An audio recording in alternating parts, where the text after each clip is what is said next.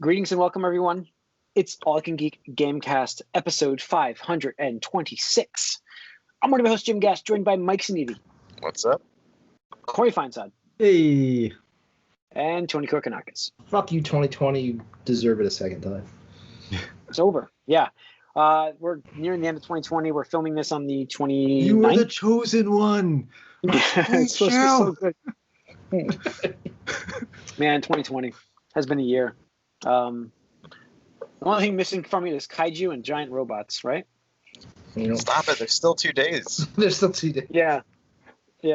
So, welcome listeners and viewers to 526 of the Gamecast. So, this is a Gamecast episode that we are going to look back onto 2020 and talk about. And it was a shitty year, but for gaming, I got to say it was a pretty good year. Great year. Yeah. With the exception of the most recent one that we can hear from Mike maybe a little bit about. I have reports. Mike, go ahead.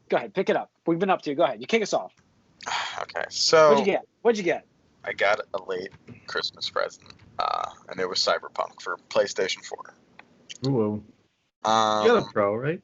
I do have a Pro, so I'm like, all right. So I started up and I decided to see what it's like. Now, before I even got to play it at all, it is 1.06 we're at right now. So we've had 6 patches, hot fixes or whatever you would call it. And the way I would describe it right now is, if you recall, it's kind of like a Bethesda game at launch. It works, but you look at it and you're like, oh, this could have been better, or that could have been fixed, but it works mostly. I have to say, one of the best things I can say about the game is, in 2 days, although I was totally off doing nothing yesterday, in 2 days I have put 7 hours in already. So wow. The game is, it's content-wise, it's pretty good, but I'm still early in it. But I've had, in my 7 hours, 3 to 4 crashes. 3 just hard, for PlayStation. What's your frame rate like, though? I really wonder. I don't care about crashes. Crashes suck, but I have no idea. I haven't noticed any frame rate problems at all. But again, I don't care about frame rate that much in general. I haven't noticed. You're just assuming it's part of the game. It's like, no, I haven't. When you start shooting stuff, the frames will drop. I'm sure. Like you said, you probably just don't care, so you just don't even. I mean, I haven't noticed anything. The only thing like along those lines I've noticed is a couple times NPCs appearing out of nowhere when I move somewhere. Oh, that's pop up. And but like the whole character model like appears after not. Yeah, that's pop up. And then I had one cutscene that I actually reloaded where a main character was just not there. I heard his voice in the distance, but he was supposed to be doing something next to me. I'm like, I'm reloading this. I don't want to fuck this up. The one good thing is there's a whole ton of autosave, so it kind of doesn't matter when all this nonsense. Well, it does. It's annoying, but you can. So you haven't seen floating cars yet and stuff like that? No floating cars. Well, I haven't engaged too much with the open world. I've done mostly main stuff and indoor areas. Indoor areas look great. The main characters look great. The random NPCs have no attention given to them whatsoever. They all have like 2 lines of dialogue. Their mouths don't even move, and they look considerably worse than the main characters. Considerably worse. So when there's actual main characters around. So yes, and I will say the population density is lower, but again, I don't care because those NPCs are so useless anyway. So I mean, again, it feels a lot like Fallout 4 did at launch, ooh, I know there's a better looking version of this game out there, but it works. Some weird things happen here or there, and I'll get a crash every now and then, but it's playable, and I'm enjoying it enough where I'm sinking some time into it. It really is, as far as gameplay go, it's really all about like looting kind of, and the action is actually better than I expected. You really want to like fight, do stuff, and find different ways to take on problems. But right now it feels a lot like a new Bethesda game. So that's the only way I can describe it. And this is on PS Pro after 6 patches, so I don't even know I don't even know what it was like at launch or how it would be. Or in the base PS4. Yeah, base PS4. So, anything else, Mike? I mean, I finished pretty much my time with Judgment right before that, because I was to the point where I was just cleaning stuff up because I had nothing else to do in that game. I was not that engaged with it anymore, so I was happy to sort of move on, even if this is a little bit of a challenge to get through all of the crashes. But again, 4-ish in 7 hours it's not great, but it's not, completely game breaking right now. Okay. There's still time. Yes. Don't worry, your save will get corrupted at some point. And then we'll hear a completely different response from Mike. Well, no, I think they I broke my controller, guys. So I think Corey is muted. Corey might be muted. Corey, you're muted. No, I'm muted. Sorry. Yeah, I was saying. Yeah. I mean, it's only gonna get better if with patches, hopefully. Yeah. I mean, I like it though when it plays, so it's good. Sure, that's good. I will say before I get into what I've been up to, I'm going to give you guys a little teaser. I'm not guaranteeing this before I make this statement. Tony, stay seated. Don't get up. But I was pricing out CPU processors and GPUs and one of us. I don't know. I'm thinking about it now that I'm going to have my own office soon. We're in a house that I have that room to have that PC to set up to actually make a gaming rig and play it. And will you not get the next gen systems then at all? I would probably end up getting a PS5 then, and not an Xbox. So I mean, all the Xbox stuff is coming out on PC anyway. So my thought would be that, and it's not. It is a little bit because of what Cyberpunk did. I can't believe this game is the only thing that made a difference happen between the generations. It's the only thing, and it's so stupid. Like, my problem is like, the reason why I'm pricing it out is, there's some good stuff, and you could probably build a pretty good gaming PC for $1,000. And you're only going to be $500 more than an Xbox at that point. It's only $500, it's double the 2 Xboxes. But longevity in terms of what you get in terms of quality, it might be worth doing. And I don't know. I just like the frame rate, man. You're coming over. It's done. Once you do it, once you go, there's no looking back. Really thinking about it. That, and then honestly, the other aspect of this, guys, is our podcast here. I want better frame rates for you, the viewers, because we don't have great frame rates on YouTube. It's what my PC can handle right now, which is my MacBook. Doing it for you guys. Yeah, so I'm really take that hit, Jim. Sacrifices must be made for the greater good. I'm really considering, depending on what I do with taxes this year, is maybe when I get stimulus, man. I have a great gaming case, and I have a 1,000-watt PSU that's guaranteed for life anyway. So I already have those 2 backbone things. That all I would need to do is get a board, processor, GPU, and RAM. Really, I even have a solid state drive. I have solid state drives already. So it's like I don't even need to buy that part. You could easily get a good rig for $800.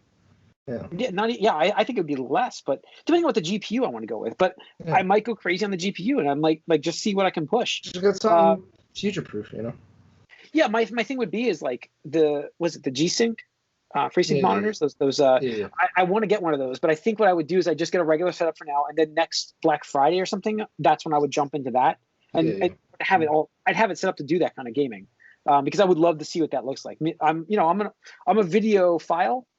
Graphics file. I don't know what you call those people, but I really love I love HDR. Graphics horror. Yeah, graphics horror.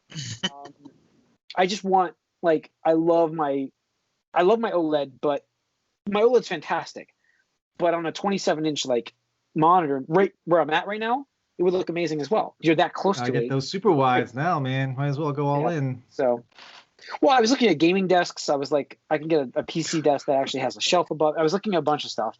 I don't know. It just adds more possibilities. So that's a little preview. I might do that, and by might there's a pretty high. It's up there.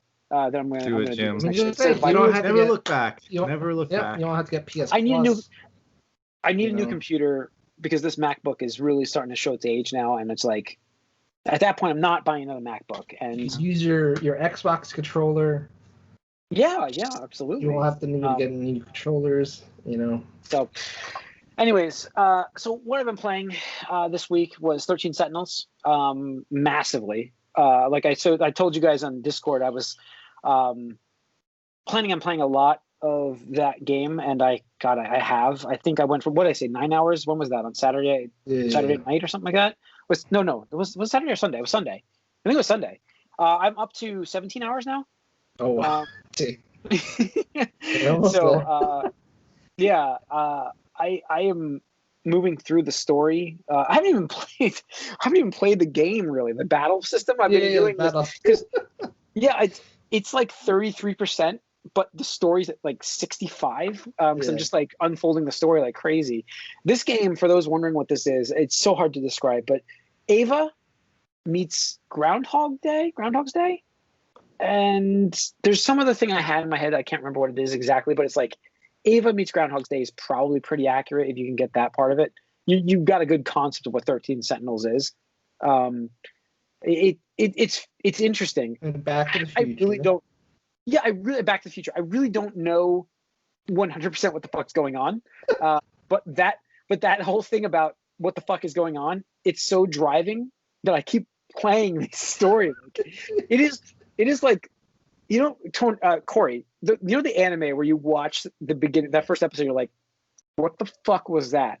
And you watch it more because you know it's gonna fucking make sense at some point. And it's like, that's this game for some reason. And it's 17 hours in this game at this point. I'm like, I'm gonna keep going because at some point this is gonna it's starting to click. But at some point this is all just gonna come together. You're gonna be like, there it is. You know what I mean? That payoff, like, it's all starting to, like, the mystery unfolding is happening, but it's it's not Magnolia, that movie. Yeah. It's not as confusing as it was when I messaged you guys. When I was at 9 hours compared to 17, I'm like, okay, I kind of have an idea what's going on now, but it's still interesting to see how it really unfolds.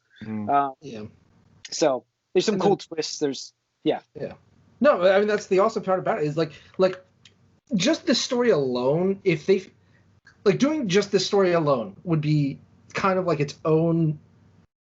It'd be recognition worthy, just like the story alone. But to design a game around it where it's like, hey, you can pick one of any 13 characters and play through their storyline that adds up to the greater overarching plot line. It's doing this. Like how the fuck do you do like seriously? Like, the thought that went into that to just kind of build this thing that just goes like that, it comes back together.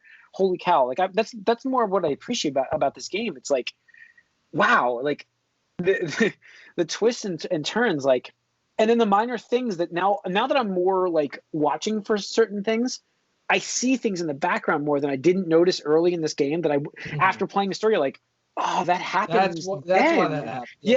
Yes. So yeah, it's interesting, and I'm definitely enjoying this. I'm trying to get through it this week. I'll probably have it done this week, and because I'm trying to open the door up for a surprise purchase for me, guys. Yakuza, was it Like a Dragon? Like a Dragon. I bought it. I took the dive. It's going to be here. It's not here yet because GameStop can't ship things properly, but it's going to be here. I got it for $14, so I was like, I have to buy this game for that price. I really do. It was on sale and I had some credit. I'm like, let me pick it up, and so that's on its way. And then I don't know. My thought was like, man, I should be playing this kind of stuff on PC, but that's what got me into looking at PC. Not just, like I said, not just Cyberpunk, but a lot of these games. I'm like, I'm Mr. like picture for movies, and I'm like, why I should be this way for games. Dude, I've been saying that. Just wait until you have to troubleshoot. But I do. This is what I do for a living. You do it all the time. I know that, and that's why you don't want to do it. I know that's what's kept me away for so long. But it's like, I don't know, man. I'm just I just kind of want that. I do want that amazing picture and performance that I don't know. Cyberpunk, I've seen the picture differences. Like it is drastically different. It's nine. It's drastically different. I can tell you, it doesn't look great. the way I play it. It doesn't look great. Honestly, though, like the PC version looks better than the PS5 version, and it's like these just launched. Just launched, and not you're like already the old days that where like the consoles were like leaps ahead of PC, but when they would come out, you would have now that, it's like consoles are gonna like be catching up when they come out. That's they're behind when they come out. So it's like usually you would have that console launch, and then the PC would catch up and pass it, and the console launch, and then but now it's like console launches, and it's already like it's not terrible, but it's already a little bit behind what the PC is doing. right. No, so, PCs can still do better than what the consoles can do right now. So. Yeah. So I don't know. That's where I'm at. But that's really all I played. I played, like I said, so many hours of that game is ridiculous. But Tony, what have you been playing? I forget. Did I beat Yakuza 0 last week and report back on that or not? I don't think you beat it. I don't think you had it finished. No. Okay, yeah. So I beat Yakuza 0, which was really awesome. That is just like, again, it's just like such a unique experience of like having this blend of like pretty serious like Yakuza like storyline, and then like along the way just the side quests get so weird and so bizarre, like the mini games. Like I think you were talking about this, Mike, at some point, but like I got super addicted to that cabaret mini game, like the cabaret management game, where I was just like one of the best ways to make money in that game too. Yeah. Once you get high level at it. It was just like I remember one night I spent like an hour just playing this cabaret minigame. I'm like, wait, what the fuck am I doing right now? Because it's like I need to progress the story, but it's just so, I don't know. They make their minigames very addictive or addicting, whatever the correct terminology here to use is. But it's so great, and both the main characters are really lovable in their own like main character heroic like code of honor, Yakuza kind of thing, where they're taking down like bad, evil, super corrupt Yakuza that are like established and stuff like that. So it's super cool. I'm really happy with it. And the thing is, and I'm at where I think Mike you were before, where like I kind of want to stick around and play some of the post game stuff, or like do more of the cabaret, max that stuff out, max the side quests. But I'm like, I got like 6 other games to go through still, like, and it's like one of those things where I don't think, as much as I did enjoy it, I don't think I can go from like this into Kiwami 1 into Kiwami 2. Like I just think it would like ruin it for me, so I might give it a little break and then go back to Kiwami, or go to Kiwami 1. So there's that aspect. And then I tried it over the summer, but a friend really twisted my arm on me this time because I didn't give it a fair shake. But I signed up for Final Fantasy 14 in earnest. Yeah. 2020, man. Holy shit. Yep. And that's exactly what it was, because in the summer I was like, oh, you know what? I'm not going to do this, This is 2017, man. This guy's playing Minecraft and Final Fantasy online. Yeah. And the thing was like, back in the summer I was like, quarantine probably over, things were really good in the summer. And then, little did, innocent summer Tony know that fall and winter would be this horrifically bad, where, just like, oh, well, can't do shit anymore. And I hate winter, and there's nothing to do. So I'm like, you know what? Fuck it. For the next 3-4 months / until I get a vaccine, I'm not doing anything. So if I'm ever going to play an MMO again, this is going to be the time. This is going to be the only time that I would ever have that much free time to like level up a new character, learn new mechanics, learn new maps and stuff like that. And I got to say, I'm having fun with it. This is definitely the pinnacle of a game that launched in such a terrible, terrible shape. And they turned it around. Yeah. And interestingly enough, so the whole thing, they called the relaunch A Realm Reborn, because they were literally basically built from scratch. Right. Yeah. I didn't know this, but the actual story lore in the game is literally, hey, this thing called the Calamity happened 5 years ago, or whatever X amount of years ago, and we almost died, but then this light appeared and it got Bahamut out. We don't know where Bahamut is, but it also took all our heroes away, and like nobody has any memories or whatever like that. And like so they literally wrote the story based around this thing. It's like, oh yeah, whatever happened, forget it. Like it just doesn't exist anymore. And I'm just like, oh shit. All right, I guess that's one way to incorporate it in your storytelling. But yeah, I'm just playing through that and leveling up. What'd you roll? Character. Gladiator into Paladin. So gotta get those. They still dual class this game like Final Fantasy. I don't know. No. So what you can do, one character can be any amount of classes. Like you just gotta change job class like you would in Tactics, and you just gotta level that up. Well, they did that in 11, and you can you can't dual class at the same time though. Because there was like a Samurai Ninja or something like that you could do, which just had like kind of a mixability thing, which was kind of cool. I mean, sort of. So like I'm a Gladiator / Paladin, but it just feels like those two are the same thing. I don't think I could do like Gladiator, Ninja, or anything like that. So. Okay. But I'm sorry. So. Cool. All right, Corey. Corey, what do you play? So I got the Mario Home Circuit for the kids. Yes. And so that's all I've really played, actually. Well, they've played, but I've played. And so it's really all it is amazing. Like the car, the RC car, it doesn't go like super fast like most RC cars. You just press a button, goes like just crashes and you're destroyed or whatever.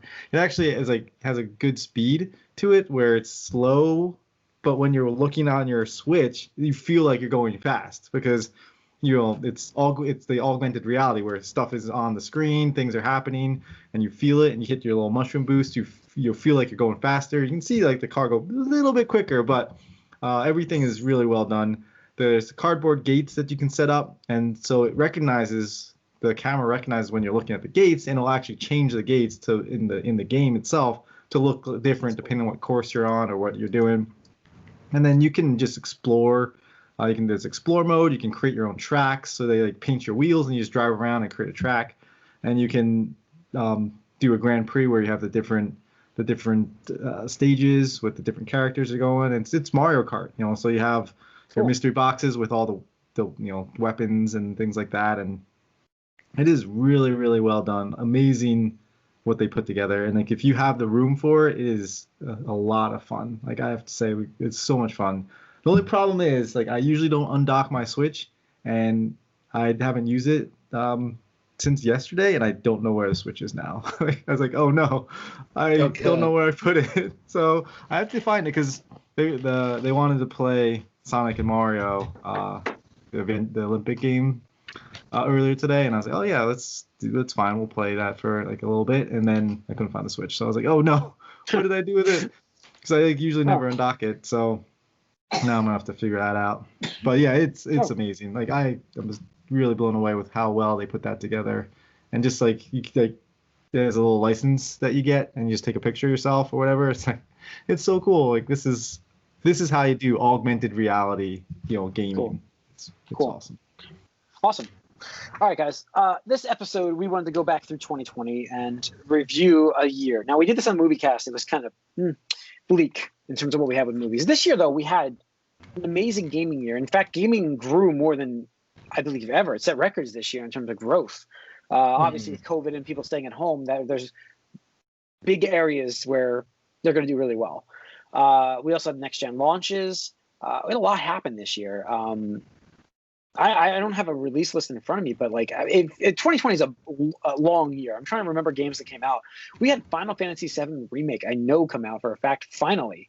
After how many years of delaying, it finally came out, and it was good. That's the first one I want to talk about. It was great. A game of the year contender for me, best of the year contender for me. I really enjoyed that game. And did Fallen Order come out this year? No, it was last year. That was last year. Was it last year? It was last year.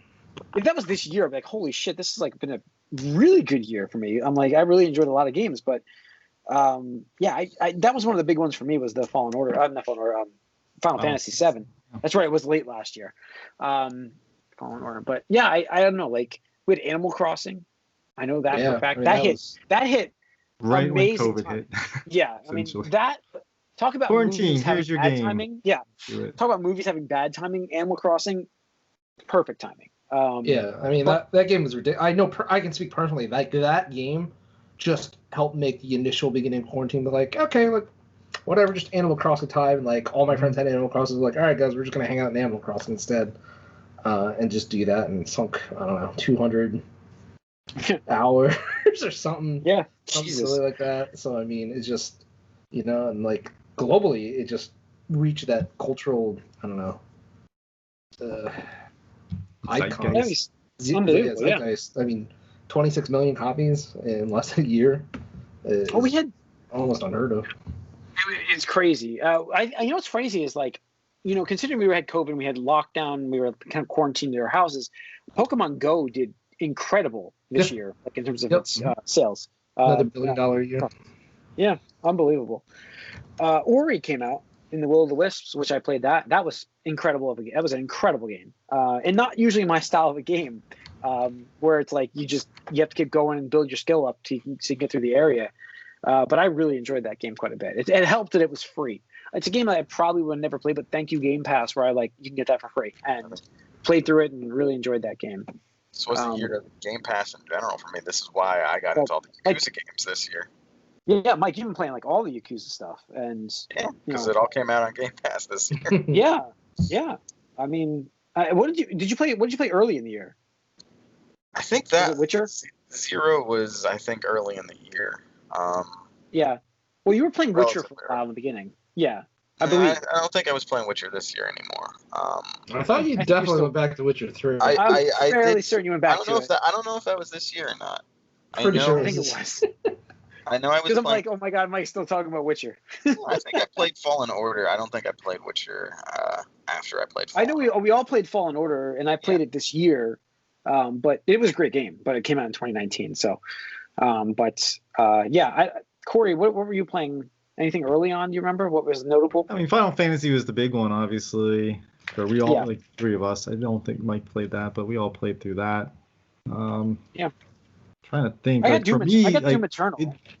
For me, mostly this was board gaming for me. Like, even though we couldn't do that in person, like Tabletop Simulator has been like the most played thing I've done this year by far. Like, I've put more time in Tabletop Simulator, I think, than even like Borderlands at this point, just because doing it weekly. Which version of Borderlands? A version of Borderlands. I mean, it's still like, it's not like Borderlands 2. I don't know if I'll ever put as much time into a game as Borderlands 2 is. But like Borderlands 1, I think I put like 900 hours into that game. I did. I played Resident Evil 2 this year, but that was last year's game. Like, there's a lot of games I played that were last year's. There's a lot, but there's. But like, again, board games for me has been like really what's gotten me through a lot of this quarantine stuff, because you do you're not doing anything, and you need that. Like, people need that social interaction. Sure. Most people they don't know what to do with themselves when they're on their own and things like that. And so being able to play board games with other people, using like Discord and stuff, has been really helpful for me personally to get through a lot of the tougher times with, there's a time where you just literally could not leave your house for like weeks. Like, you couldn't do that because things were not open, or it wasn't like, even if you wanted to, this nobody was there for you to do anything. So it was like, you're just sitting there doing nothing. Yeah. I mean, that's it. I mean, Tony, we had Paper Mario this year too. Yeah, Paper Mario, Xenoblade Chronicles Remaster. I did Tokyo War Sessions, Hyrule Warriors. Did anybody think Crash 4? That was this year, right? I don't think anybody played that. There's Yakuza Like a Dragon, which I just ordered. I'm trying to think of some other games that came out this year that were. I started Persona 5 Royale. Marvel's Avengers. Oh yeah, that did come out. Yeah. That came out this year. That did happen. Street Rage 4. I heard that was good. Yeah, I did play that. I heard it was really good. Well done. Beat 'em up. So, what else? Flight Simulator. Flight Simulator was a big game for people. Yeah, I mean, I've never played that, but I mean, I played the older ones on the PC because it was like, holy shit, this game is running on my PC. I can play it. Yeah. There was Among Us. That was huge. Among Us was probably one of the biggest games. It became popular this year for sure. Obviously. People Last were of Us complaining, Part of 2. course, that, it didn't come out this year. Last of Us Part 2, which, take it or leave it for what you think of the story, but it was an impactful game. Is that the highest grossing game of this year? Maybe Cyberpunk beat it? I think Cyberpunk has to beat that. What? Cyberpunk broke records for what it sold. Only behind... But World of Warcraft broke the record, and then it beat it real quick. You still playing that or not, Corey? Dogs? Are you still playing that or not? Oh yeah, I mean when I can. It's hard because it's not a game I can play around small children. So it's Sure you one of those can. things I have to. Did anybody? Should be like the robots. The zombies are robots. Did anybody check out Genshin Impact? No, fuck. I've heard it was really good. Nope. I have heard good things about it. I Like, heard it was a Breath of the Wild clone, so it is without the weapon breaking. yeah. And Which is a good Oh, thing. that it's a I gotcha get game. that. Phoenix game. Sure. Like that's a Breath of the Wild clone, right? That game. Yeah, that just came yeah. out. Phoenix on the Rising. yep. Yeah. Yep. Ghost came out. Ghost of Tsushima came out this year. That was a big game. I just finished it. I So think we all like that. Yep. yeah, that was a very, very good game. That's a contender for my game, my best of the year.